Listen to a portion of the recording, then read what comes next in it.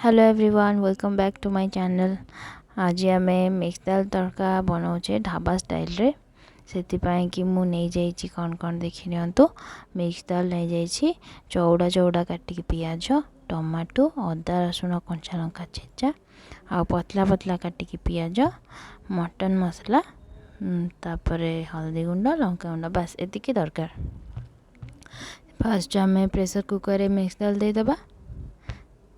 तापर जोटा चौड़ा चौड़ा कर काटिक रखी कंचा पियाज ताकू देदेबा। तापर हल्दी गुंड टिके देदेबा। से आउ लुण पकेदेबा।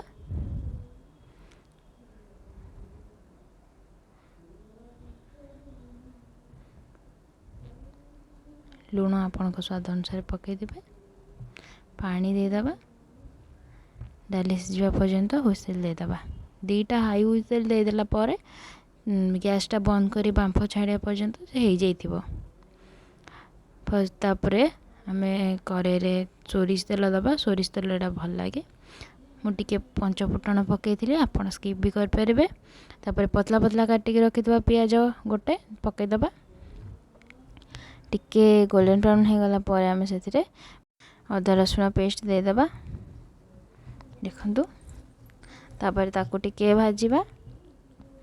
अदा रसुण टिके भाजी हो गला पर तापर से आम टमाटो देदेबा। मु गोटे टमाटो काटिकी पकईची। देखो टमाटोटा टिके भाजी हाँपाई कि से टिके लुण देदेले जल्दी सीझी जाए।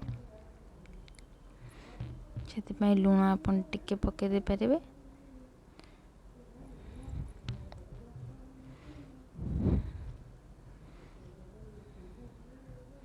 मु तड़का अल्प लुण देती से आउ टिके अधिक लुण पकईची।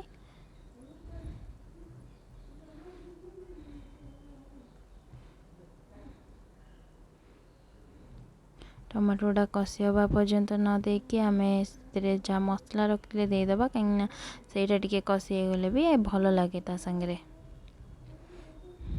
देखंतु एबे सब कषि गला मसला तेल भी छाड़ी आसला। से जो डाली सीझी जाइथिला मिक्स दाल ताकू आम पकईदबा। अल्प घांटी दबा।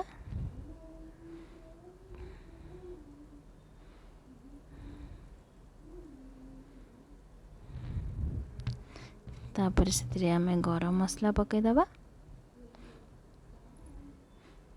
ओल्हे देकी कसूरी मेथी टिके पकई देकी सर्व करबा। एटा आम रुटी रे खाइले बहुत भल लगे।